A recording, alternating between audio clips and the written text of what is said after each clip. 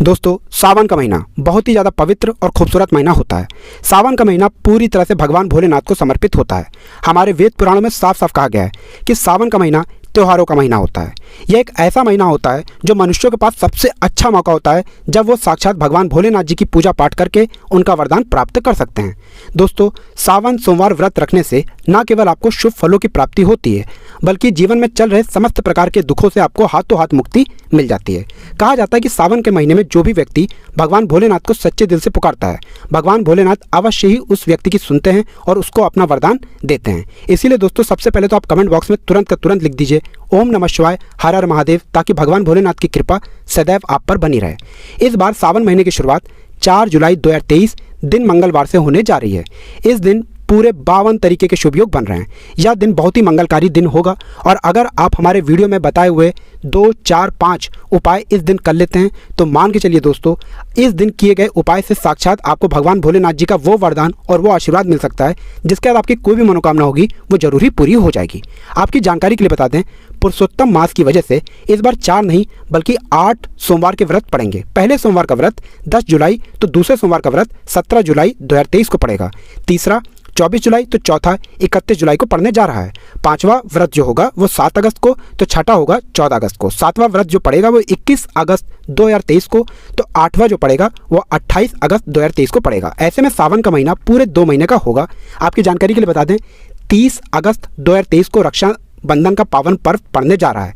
31 अगस्त को सावन महीना खत्म हो जाएगा, यानी कि जिस दिन सावन महीना खत्म होगा उससे एक दिन पहले रक्षा बंधन का पावन पर्व पड़ेगा। दोस्तों, सावन महीने का जो पहला सोमवार व्रत होगा वो पड़ेगा 10 जुलाई को। ऐसे में कुछ ऐसी गलतियां जो आपको भूलकर भी नहीं करनी चाहिए। हमारे वेद पुराणों में 5 ऐसी चीज़ों का वर्णन है जो सोमवार के व्रत को आपको भूल कर भी नहीं करना है। अगर आप यह गलतियां जाने अनजाने या अज्ञानता में कर देते हैं तो न केवल आपका व्रत खंडित हो जाएगा बल्कि आपको भगवान भोलेनाथ का क्रोधित रूप देखना पड़ सकता है। धर्मशास्त्र में बताया गया है कि 3 ऐसी महिलाएं हैं जिनको भूल कर भी ये व्रत नहीं रखनी चाहिए और बताया गया है कि सावन महीने के पवित्र महीने में वह कौन सी ऐसी चीज़ें हैं जिनका अगर आप लोग ख्याल नहीं रखते हैं तो आपका घर बर्बाद हो सकता है। आपको हम इस वीडियो में बताएंगे कि भगवान भोलेनाथ जी के लिए अगर आप व्रत रख रहे हैं तो वह ऐसी कौन सी गलतियां जो आपको भूल कर भी नहीं करनी चाहिए और वह कौन सी ऐसी महिलाएं हैं जिनको भूल कर भी ऐसे व्रत को नहीं रखना चाहिए। दोस्तों, वैसे धर्मशास्त्र में साफ साफ कहा गया है कि सावन महीना एक बहुत ही पवित्र महीना होता है। इस महीने के प्रतिदिन को वैसे तो आपको सुबह जल्दी उठ जाना चाहिए। अब मान लीजिए आप प्रतिदिन सुबह नहीं उठ सकते हैं सावन महीने में, तो सिर्फ सावन महीने के सोमवार के दिन आप लोगों को सुबह जल्दी उठना चाहिए और रात में जल्दी सो जाना चाहिए। इससे भगवान भोलेनाथ बहुत ही जल्दी खुश हो जाते हैं। दूसरा, अगर आपकी शादी हो चुकी है तो पति पत्नी को पूरे 2 महीने तक अलग रहना होगा। इसी तरीके से सावन के इस पवित्र महीने में आपको तामसिक भोजन नहीं करना होगा। तामसिक भोजन का मतलब होता है गुटखा, पान, मसाला, शराब, मदिरा, इन चीज़ों से आपको दूर रहना होगा। अगर इन चीज़ों से आप दूर रहते हैं तो आपको भगवान भोलेनाथ का क्रोधित रूप नहीं देखना पड़ेगा। कहा जाता है कि इस पवित्र महीने के दौरान ना तो आपको किसी की चुगली करनी चाहिए, ना किसी से कठोर शब्दों का इस्तेमाल करना चाहिए। अपने शब्दों पर आप लोगों को नियंत्रण रखना चाहिए। दोस्तों, ध्यान रखिएगा, सावन महीने में ना तो आप बाल कटवाइएगा ना नाखून काटिएगा। इसी प्रकार से सावन महीने के बारे में बताया गया, जो भी व्यक्ति इस महीने पवित्र शब्दों का इस्तेमाल करता है, मीठे वाणी का इस्तेमाल करता है, उसको भगवान भोलेनाथ जी की उस प्रकार से कृपा प्राप्त होती है जिसके बाद उसको अपने जीवन में भौतिक सुखों की प्राप्ति होती है। दोस्तों, सावन महीने में अगर कोई भी गरीब व्यक्ति आपके घर पर आता है या कोई भी जानवर आपके घर पर आता है तो उसको खाली हाथ मत जाने दीजिएगा। अगर कोई भी व्यक्ति आता है, कोई भी भिक्षुक आता है, कृपया करके कुछ ना कुछ उसको जरूरी दान कर दीजिएगा। अगर कोई जानवर आपके घर पर आता है, रोटी, ब्रेड या कुछ भी आपके पास ऐसा रखा हो जो उसको आप खिला सकते हैं, उसको जरूर खिला दीजिएगा।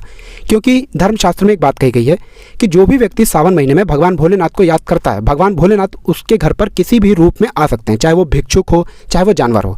इसीलिए आपको इस बात का विशेष करके ध्यान रखना होगा, आपके दरवाजे पर कोई भी आता है, भिक्षुक हो जानवर हो, उसको खाली हाथ जाने मत दीजिएगा। अगर आप इस महीने थोड़ा सा ही दान करेंगे उसका आपको पलट करके करोड़ों गुना लाभ मिलेगा। अब आपको हम इस वीडियो में बताएंगे कि वह कौन सी ऐसी 5 गलतियां हैं जो व्रत के वक्त आपको भूल कर भी नहीं करनी है, वरना इससे आपको घोर पाप लग सकता है। लेकिन वीडियो में आगे बढ़ने से पहले आपसे निवेदन था, वीडियो लाइक करना मत भूलिएगा। देखिए दोस्तों, सावन सोमवार का जब भी व्रत रखता है कोई व्यक्ति तो वो यही चाहता है कि उसको भगवान भोलेनाथ का आशीर्वाद मिले। लेकिन गलती आप लोग क्या कर बैठते हैं कि आप लोग जूता चप्पल पहन करके मंदिर चले आते हैं। एक बात का ध्यान रखिएगा, सावन सोमवार के व्रत को जब आप रख रहे हैं तो सुबह नहाने धोने के बाद आप जरूर भगवान भोलेनाथ को चाहे अपने घर में चाहे मंदिर में जल चढ़ाएंगे या भगवान भोलेनाथ जी की प्रिय चीज़ उनको अर्पित करेंगे। तो इस बात का ध्यान रखिएगा, जब भी आप भगवान भोलेनाथ जी को जल चढ़ाने जा रहे हो या कुछ भी उनको अर्पित करने जा रहे हो तो आप लोग नंगे पाँव ही जाएं। कृपया करके जूते चप्पल का इस्तेमाल ना करें। बहुत से लोग ये गलती कर बैठते हैं और जो ये गलती करते हैं उनको उनके व्रत के पुण्य का लाभ नहीं मिलता है। दूसरा दोस्तों, कई बार महिलाओं को मासिक समस्याएं होती हैं, वो बिना किसी को बताए जाने अनजाने क्या करती हैं कि मंदिर चली जाती हैं, पूजा पाठ करने लगती हैं। ये गलत है। अगर आप महिला हैं, आपको मासिक पीड़ा है, कृपया करके आप लोग सावन व्रत को मत रखिएगा। तीसरा, ज्योतिष शास्त्र में बताया गया है कि जहाँ भी शिवलिंग होता है वहाँ पर देवी देवता उपस्थित होते हैं, वहाँ पर देवी शक्तियाँ उपस्थित होती हैं। और अगर आपके घर पर शिवलिंग है तो इस बात का विशेष करके ध्यान रखिएगा, सावन महीने के प्रतिदिन शिवलिंग पर जल अर्पित कीजिएगा। देखिए होता क्या है दोस्तों, लोग अपने घर पर शिवलिंग तो स्थापित कर लेते हैं लेकिन प्रति सोमवार को ही बस वो लोग उस शिवलिंग पर जल अर्पित करते हैं। तो ऐसी गलती मत कीजिएगा।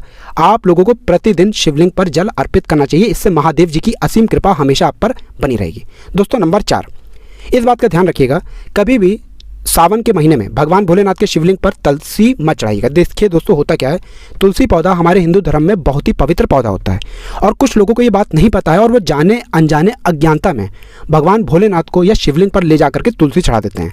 ये बहुत बड़ा घोर पाप होता है दोस्तों, कृपया करके ऐसी गलती मत कीजिएगा। भगवान भोलेनाथ जी की पूजा में तुलसी का इस्तेमाल नहीं किया जाता है। अब दोस्तों मान लीजिए आप सोमवार का व्रत रखते हैं तो आपको इस बात का विशेष करके ध्यान रखना होगा कि सोमवार के व्रत में जो भी आप फल का सेवन कर रहे हैं वो उधार के पैसों का फल नहीं होना चाहिए। बहुत से लोग क्या करते हैं, उधार लेकर के फल लेकर के आते हैं फिर उसका सेवन करते हैं। ये बहुत बड़ा पाप है, इससे आपको व्रत का कोई भी पुण्य नहीं मिलेगा। हाँ, अगर कोई व्यक्ति आपके पास आता है अपनी मर्जी से आपको फल देता है, आप उसका सेवन कर सकते हैं, लेकिन भूल कर भी उधार के पैसों का फल मत लेकर के आइएगा और उसका सेवन भूल कर भी मत कीजिएगा, वरना इससे आपको घोर पाप लगता है। दोस्तों एक फल का नाम होता है नाशपत्ती। नाशपत्ती का जो सेवन होता है वो सावन के सोमवार के व्रत में भूल कर भी नहीं करना चाहिए। हिंदू धर्म के अनुसार नाशपत्ती फल का सेवन किसी भी व्रत में नहीं करना चाहिए, वरना इससे वह व्रत आपका खंडित हो जाता है।